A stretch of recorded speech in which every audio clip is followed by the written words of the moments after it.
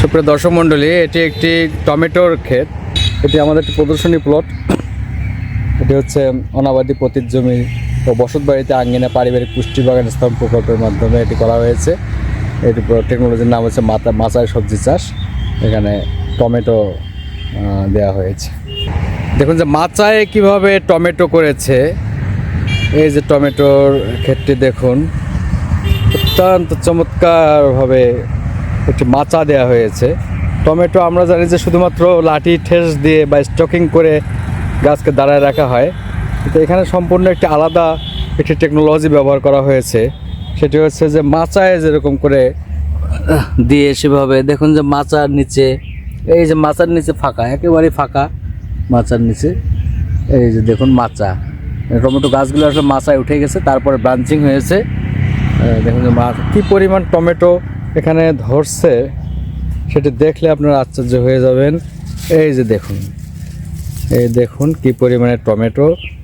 এই যে দেখুন কী পরিমাণ টমেটো এখানে ধরে আছে। প্রত্যেকটা গাছে খুবই সুন্দরভাবে টমেটো ধরছে। এই যে দেখুন টমেটো, এগুলো টমেটো ঝুলে ঝুলে আছে।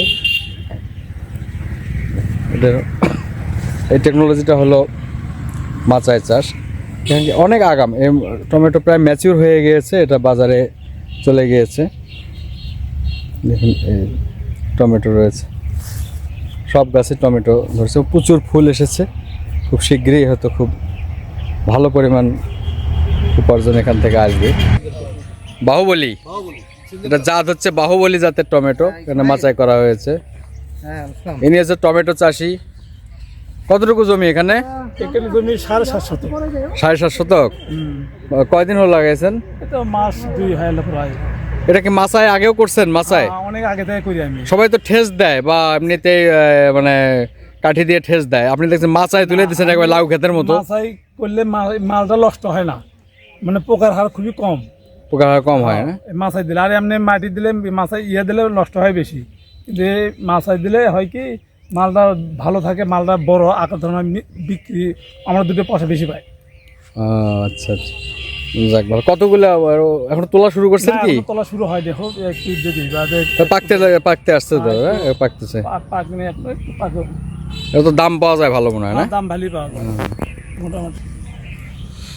ধন্যবাদ ভিউয়ার্স, আমরা দেখলাম যে মাচায় কিভাবে টমেটো করা হয়েছে। এই প্রযুক্তিটা অত্যন্ত চমৎকার। ভিডিওটি অবশ্যই লাইক শেয়ার কমেন্ট করবেন। ধন্যবাদ সবাইকে।